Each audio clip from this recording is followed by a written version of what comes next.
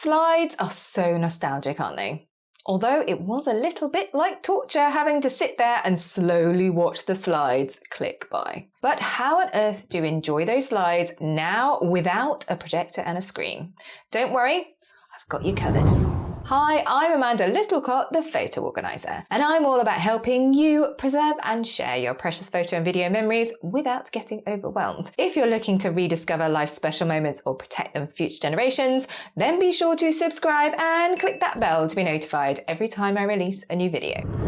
Slides are one of the most hardy of the old printed media, but being able to enjoy them now is a very different thing. In this video, I'm going to talk you through what to do with your old slides so that you can start enjoying them again. Step 1. Review what you have.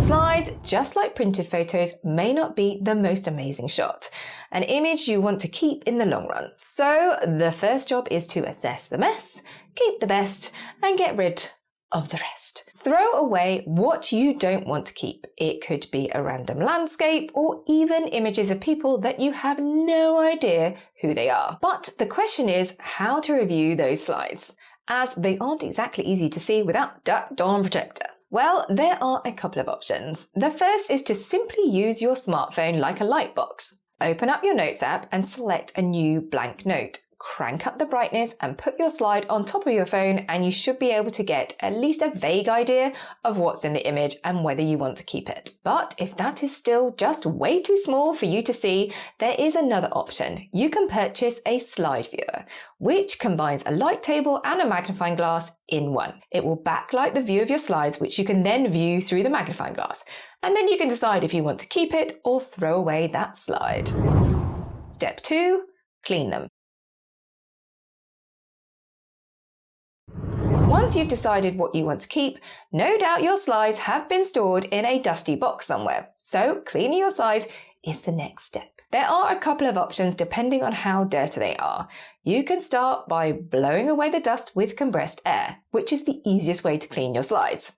All you need is a can of compressed air. Simply remove the slides from their container and blow each slide with the compressed air. But make sure to keep a good distance so you don't damage your slides. You can also gently wipe each slide with a microfiber cloth to gently remove any dust and then use compressed air to get rid of any cloth particles that may have been left behind. Another gentle option is to use a soft bristled brush to get it into the corners of the slides to clean them up. Should all these fail, there are alcohol-based film cleaners if you have really dirty slides, but make sure you test one beforehand so it doesn't damage them. And most definitely don't use soap and water, as this will damage your slides. Step 3. Scan them. As I am all about the sharing, scanning is an essential part of enjoying all your slides. When it comes to scanning your slides, there are a number of options out there that will give you varying different levels of quality. Firstly, there are in fact phone apps which you can use to scan your slides. You backlight your slides and then scan them with the app, such as PhotoMine Slide Scan. The next level up of quality are dedicated film slide scanners, like Plustek Optic Film Range or the Kodak Slide and Scan. These are specifically made for scanning negatives and slides quickly and simply. By feeding these through the scanners and you get your digital image. But a lot of cleaning might be needed to keep the image sharp as you feed in all your old dusty slides. Another option is your photo quality flatbed scanner, like the Epson Perfection V600. They have a funky little frame where you can put slides. Tell it that you're doing some slides and then it will scan each of them.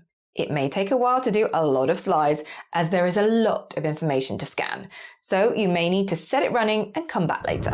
Once you've digitized your slides, just remember to back them up to keep those digital files safe and sound, and then you can get on with the best part.